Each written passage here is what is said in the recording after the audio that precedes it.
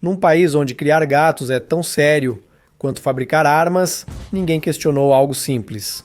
O que acontece se houver gatos demais? Mas não se trata apenas de gatos. Aqui são criados predadores, assassinos impiedosos, que podem viver sem água. E no final, o experimento precisa sair do laboratório para o deserto.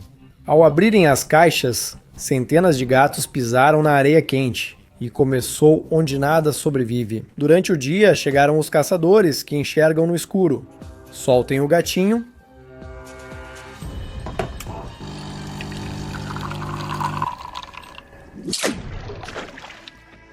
Um lembrete discreto para fazer algo abaixo do vídeo. Isto é os Emirados Árabes Unidos. Naquela época, restavam menos de 250 gatos das areias no país. Quase desapareceram. Então, em Al Ain, decidiram fazer o impossível, criar caçadores do deserto em um tubo de ensaio. Em 2003, congelaram o material genético e 7 anos depois, nasceram os primeiros filhotes. Depois, misturaram sangue da América, Europa e Oriente Médio e criaram um híbrido perfeito. Agora, o AIN tem a maior população de gatos das areias do mundo, mas fora dos muros do centro, algo muito mais perigoso já está sendo preparado: o retorno deles à natureza. Os gatos das areias habitam talvez os lugares mais inóspitos da Terra e se sentem muito à vontade lá. Isso ocorre porque se adaptaram ao calor intenso e à seca do Saara africano, o que já diz muito.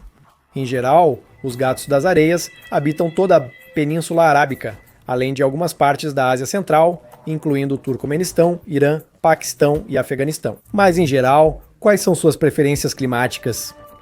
O território onde vivem os gatos das areias é enorme, mas vê-los com seus próprios olhos é praticamente impossível. Durante o dia, os especialistas comparam a probabilidade de vê-los com a de ganhar na loteria. À noite, as chances são um pouco maiores, mas mesmo assim é preciso se esforçar muito. Os gatos das areias raramente bebem água, se é que bebem, porque geralmente obtêm a umidade das presas das quais se alimentam. Seu pelo cremoso e rajado se integra perfeitamente aos fundos arenosos e rochosos. E esses predadores pesam menos de 3 quilos, são pequenos e se movem facilmente sob arbustos ou em tocas subterrâneas. Em resumo, é impossível vê-los, mesmo que você saiba onde olhar. A pelagem preta e macia entre os dedos protege as patas dos gatos da areia quente do deserto. Por isso, e graças aos ventos, esses pequenos caçadores noturnos quase não deixam rastros. Outra vantagem evolutiva dos gatos do deserto são suas grandes orelhas, que captam o menor ruído, como o leve estalo dos roedores em suas tocas, mesmo a 180 metros. Essas orelhas permitem que os gatos percebam a aproximação de um cientista com coleira de rádio e fujam rapidamente. Por serem tão esquivos, sabemos pouco sobre os gatos das areias. Poucos registros históricos existem, e a descrição científica só surgiu em 1858, embora os gatos já existissem antes. Até a área de distribuição deles foi definida quase ao acaso, pois há poucos avistamentos. Nem mesmo as câmeras de armadilha ajudam. No modo furtivo, os gatos se abaixam e fecham os olhos quando são iluminados por uma luz, o que significa que os dispositivos de rastreamento ocular também acabam sendo totalmente inúteis. Assim, o gato das areias é e segue como um dos felinos mais misteriosos. Mas onde quero chegar com isso? Esses pequenos predadores são criados em cativeiro, então é hora de imaginar o que acontecerá quando eles voltarem para a natureza. Primeiro, é importante lembrar que os gatos das areias são mestres na caça. Geralmente caçam pequenos roedores, mas também lebres, pássaros, aranhas, insetos e lagartixas. Às vezes, quando podem, também caçam cobras, sem se importar se são venenosas. De qualquer forma, vão capturá-las e comê-las. Os gatos das areias se movem silenciosamente, agachados e atentos com a audição aguçada. E se ouvirem barulhos de presas embaixo comendo, começam a cavar rapidamente, como uma escavadeira peluda. Às vezes, se precisam guardar a presa, eles a enterram.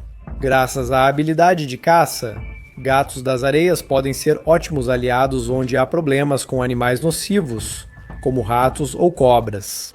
No Emirado de Ras Al Khaimah, os agricultores começaram a notar algo estranho. Cobras venenosas apareceram nos campos onde antes elas não existiam.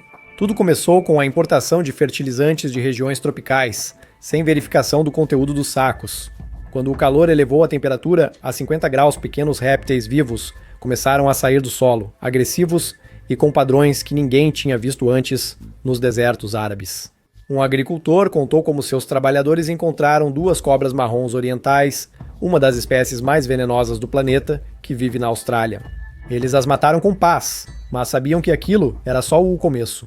Outro agricultor viu uma cobra enorme em sua plantação de tâmaras e simplesmente fugiu, deixando os animais sem cuidados. O problema é que essas cobras se multiplicam rápido. Seus ovos podem permanecer na terra por anos e depois eclodir quando a areia atinge a temperatura adequada. Para o deserto, isso é uma bomba relógio. Quando as cobras se aproximaram das casas, as pessoas viram que os métodos tradicionais de controle não funcionavam. As cobras são só parte da história. Nessas áreas, fazendeiros enfrentam outra praga: os roedores. Ratos e camundongos invadiram as granjas de aves. Eles roem os ovos, os pintinhos e até mesmo a lã das ovelhas diretamente nos animais vivos. As ovelhas ficam com úlceras, emagrecem, se estressam e param de produzir leite. Em um contexto de calor e seca, isso é uma catástrofe. Então, alguém teve uma ideia? Se gatos já sobrevivem sem água e caçam à noite, por que não usá-los contra os novos parasitas? Os gatos das areias são ideais para essa tarefa. Pequenos, ágeis, silenciosos e, o principal, imunes ao veneno. A ideia parecia brilhante. Esses animais são assassinos noturnos perfeitos, nascidos para a areia e a escuridão. Só restava abrir as gaiolas. Ninguém pensou, então, que ao abrir as tampas dessas gaiolas, começaria um ciclo completamente diferente. Que já não poderia ser controlado. As primeiras notícias apareceram depois de algumas semanas. À noite, fazendeiros encontraram pegadas estranhas perto dos galinheiros, pequenas e com marcas profundas de garras. As câmeras de movimento só captaram o deserto, vento e aves mortas, sem ninguém. Como se alguém voltasse de uma caçada que não deveria existir. As cidades continuam se expandindo, os mapas se enchem de estradas, construções, iluminação e a natureza já não tem tempo de recuar. O que antes era um erro incomum se tornou a nova norma. Guaxinins invadem lixeiras em Toronto. Chacais ficam nos parques de Tel Aviv à noite e leopardos circulam Bombaim. O mundo não perdeu a natureza selvagem, simplesmente a levou a um novo nível. Os cientistas chamam isso de adaptação, mas em essência é uma melhoria da sobrevivência. O mundo muda, as regras, e os animais são obrigados a jogar com as novas. Alguns desaparecem do mapa, outros aprendem novas mecânicas. Segundo o Instituto de Vida Selvagem Urbana, mais de 2.000 espécies colonizaram as cidades como novos biomas. Aprenderam a consumir novos resíduos, se esconder sob telhados e nos usar como fonte inesgotável de recursos. Porque aqui nas áreas de concreto é mais fácil sobreviver. Aqui não há secas nem interrupções na obtenção de recursos, apenas um fluxo constante de energia.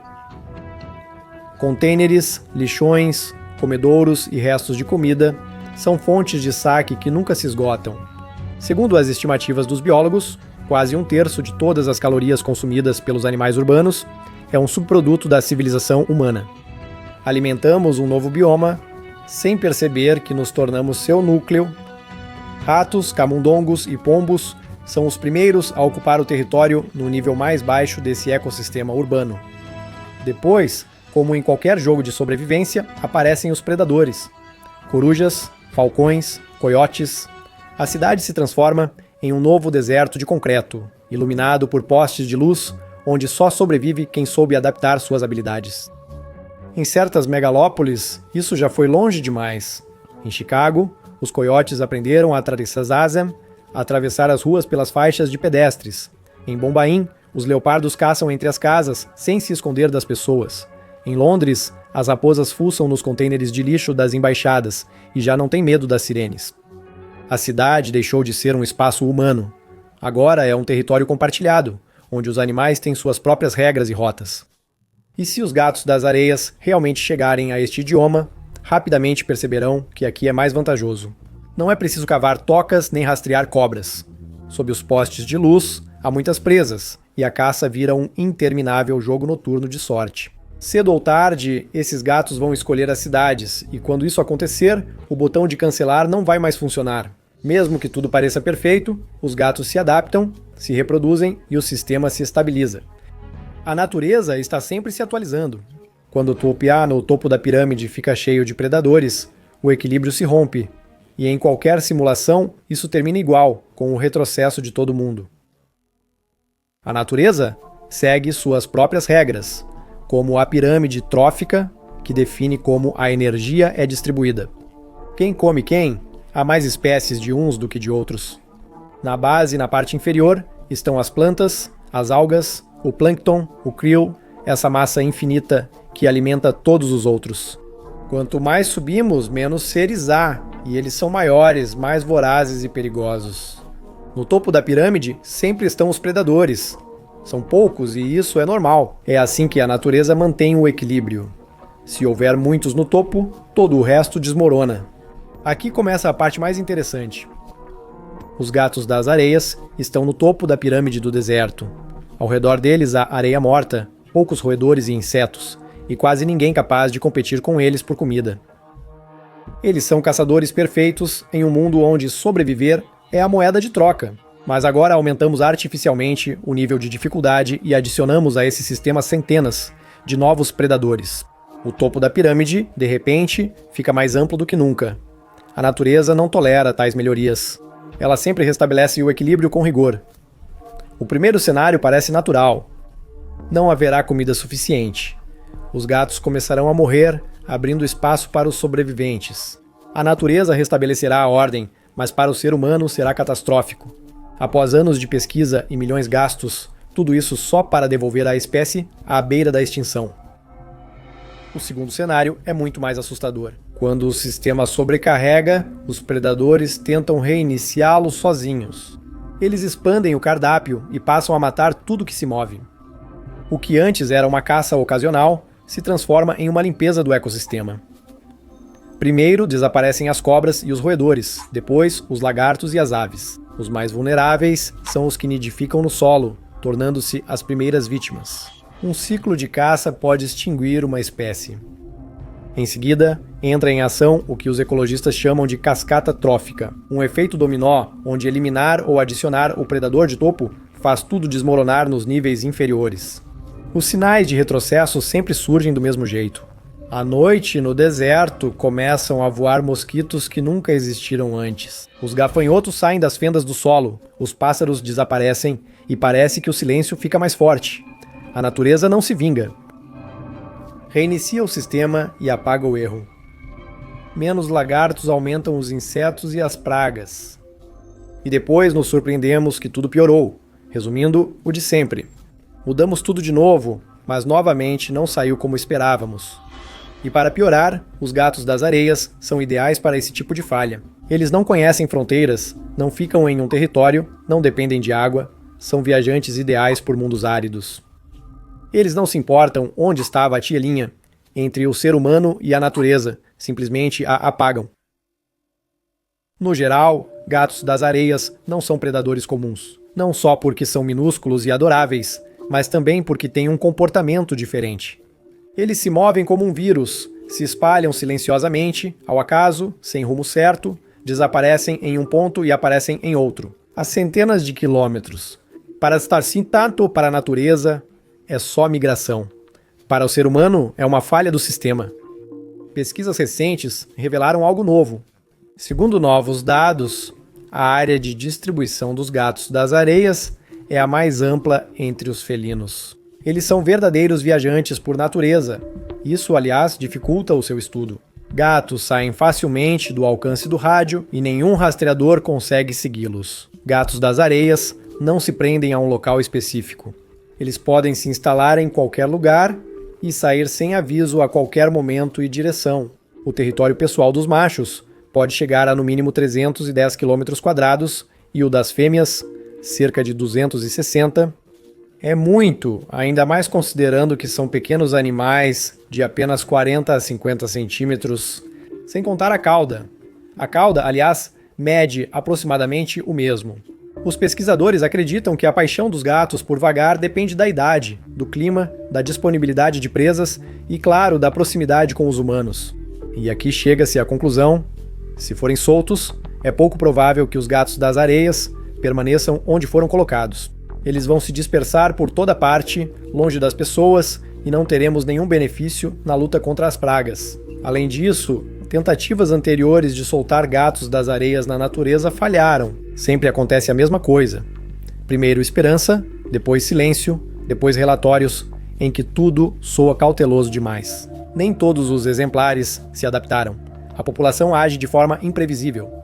Nunca se escreve diretamente que tudo fracassou. Essas histórias apenas ficam arquivadas como experimento concluído. Nossa! É o Zoológico Bíblico de Jerusalém, um dos raros zoológicos que não só exibem animais, mas também lutam por sua sobrevivência.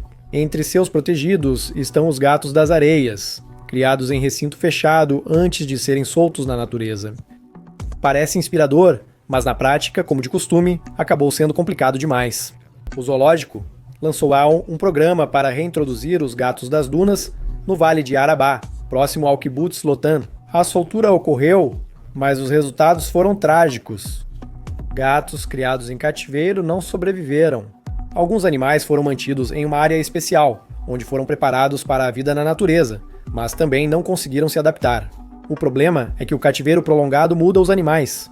Quanto mais tempo vivem sob a supervisão do homem, menos chances têm de se adaptar ao deserto ou a qualquer outro ambiente selvagem. Os animais nascidos no zoológico já não são tão cautelosos, se escondem pior e não sabem como evitar os perigos. Na natureza, isso geralmente significa morte, pois predadores raramente dão segunda chance às presas. Quem não chega a tempo é devorado, e isso se repete independentemente da espécie.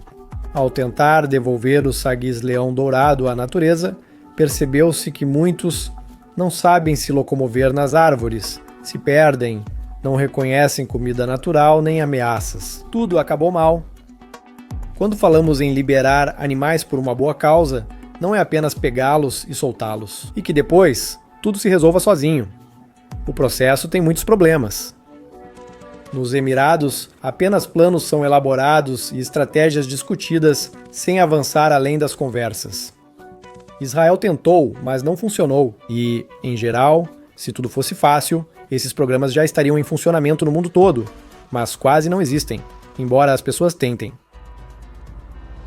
Em 20 de dezembro de 2023, um avião vindo da Suécia pousou no aeroporto Sheremetyevo, em Moscou, com os leopardos Filou e Shiva a bordo. Dias depois, eles foram enviados ao Cáucaso para um centro especial de recuperação de leopardos, onde iniciariam uma nova geração de predadores. Antigamente, os leopardos eram comuns no Cáucaso, mas acabaram desaparecendo completamente por causa, bem, dos humanos. A caça, o envenenamento, a redução dos ungulados, dos quais os leopardos se alimentavam. Em 2005 a 2006, não restava nenhum leopardo no Cáucaso. Nenhum. Então surgiu a ideia de tentar recuperá-los, mas não se podia simplesmente trazer os leopardos e soltá-los. Eles precisavam de um espaço onde houvesse presas, proteção contra caçadores furtivos e a oportunidade de aprender o que nunca lhes foi ensinado. Sobreviver sem os humanos. Por isso, nas montanhas, afastados das pessoas, construíram um centro especial com recintos para os leopardos treinarem como leopardos. Os 2 primeiros machos chegaram em 2009. Em 2010, 2 fêmeas foram adicionadas e, em 2012, outro casal do Zoológico de Lisboa. Aos poucos, começaram a nascer filhotes. Até os 8 meses eles viveram com seus pais. Depois, eles foram transferidos para recintos separados, onde aprenderam a caçar javalis, touros e cervos. E tudo estava indo bem. Após longa preparação, os jovens leopardos eram soltos na reserva para fazer o que quisessem. A reserva natural não é um zoológico, não tem cercas de arame farpado. Apenas um território do qual todos os leopardos acabavam indo embora mais cedo ou mais tarde, mas não houve final feliz. Em fevereiro de 2019, um leopardo macho chamado Kili morreu. Libertado em julho de 2016, ele se adaptou, mas ao sair da área protegida, foi capturado por caçadores furtivos. O mais provável é que a armadilha nem fosse para ele, mas o fato é que o leopardo morreu e os caçadores furtivos nunca foram encontrados. Antes, em 2017, morreu uma fêmea chamada Victoria, e ela morreu de uma forma muito estranha, de exaustão. Porém, um ano antes, ela passou o inverno ali caçando e se alimentando normalmente. Em resumo, tudo é misterioso, mas a história de Vitória é dramática. Depois de sua libertação, ela se aproximou das pessoas e começou a roubar galinhas delas, mas, por sinal, elas não atiraram para matar. Capturaram a predadora e a levaram de volta ao centro. Lá, os zoologistas a examinaram minuciosamente, mas Victoria estava completamente saudável e sabia caçar. Deram outra chance ao leopardo, mas ele acabou morto. Ninguém sabe ao certo o que ocorreu. Pode ter sido uma caçada falha ou Victoria feriu a pata. Há quem diga que a predadora não conseguiu lidar com a menina. Neve profunda. Mas, novamente, o fato é que o leopardo já não está mais lá. O leopardo Elbrus, solto na natureza em 2018, ainda não é considerado morto. Mas, certa vez, o sinal do seu colar satelital indicou que o animal estava imóvel há mais de um dia, normalmente sinal de morte. Mas quando os especialistas chegaram ao local, descobriram que havia ocorrido um deslizamento de terra, um forte fluxo de lama e pedras. O que ocorreu com Elbrus ainda é um mistério. Talvez ele tenha morrido sob as pedras, ou só a coleira tenha se rompido e ficado nos escombros. O predador vive feliz nas montanhas? Ao todo, 10 leopardos foram soltos na natureza como parte do programa. Mas as estatísticas de sobrevivência não foram muito animadoras. 3 morreram e 1 desapareceu. Outra fêmea morreu depois e as causas ainda são discutidas. Segundo uma versão, pode ter sido doença, pois acharam parasitas no sangue. A outra hipótese, o esgotamento causado pela própria infecção. Foi feito um trabalho colossal, com anos de preparação, milhões investidos e controle constante, mas o resultado ainda é frágil. Todo sucesso é seguido de um retrocesso e nunca se sabe o quão devastador será. E quanto mais programas desse tipo aparecem, mais evidente uma coisa se torna. Não se trata de coincidências. Todos os projetos repetem o mesmo padrão. Primeiro o entusiasmo, depois o silêncio, depois o relatório sobre o comportamento imprevisível dos animais. Tudo segue o mesmo ciclo, só que com novos nomes e novas espécies. Parece que a própria ideia de devolver a natureza sempre termina com ela voltando ao seu próprio jeito. Outro exemplo é dos Países Baixos, onde começou um projeto para restaurar a natureza selvagem nos pântanos a leste de Amsterdã.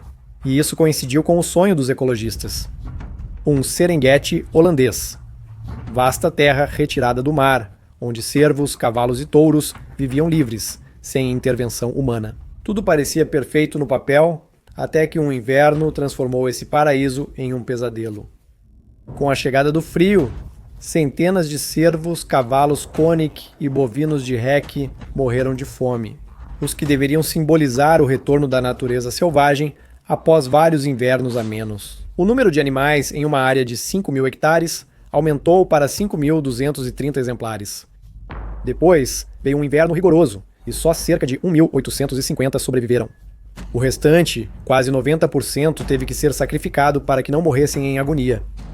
Um comitê especial depois criticou as autoridades. Disseram que permitiram a reprodução descontrolada, que não intervieram a tempo e que destruíram a natureza selvagem.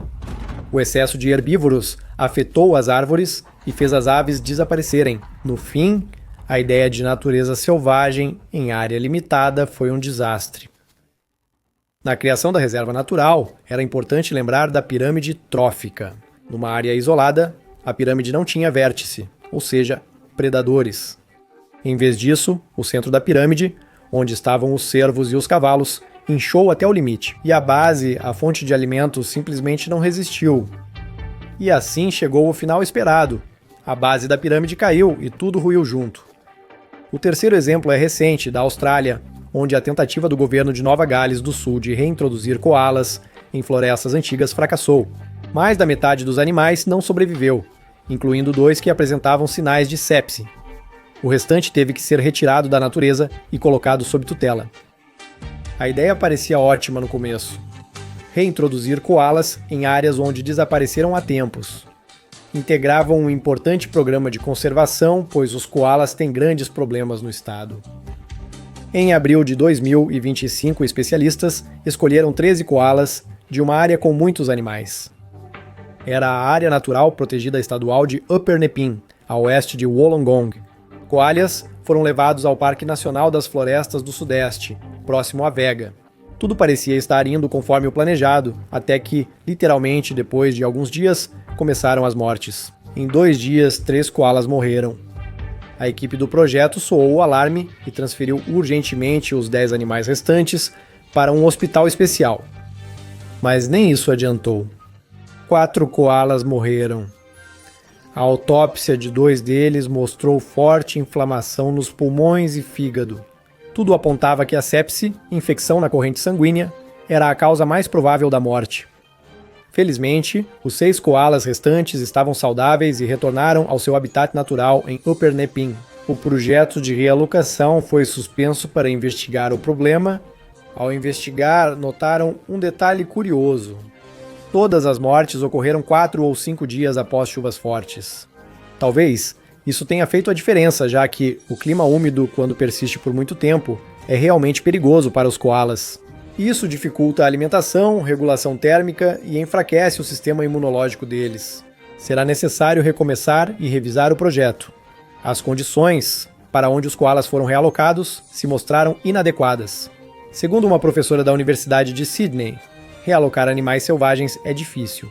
E a morte dos koalas virou um evento realmente lamentável, e é difícil não concordar com ela. Até logo!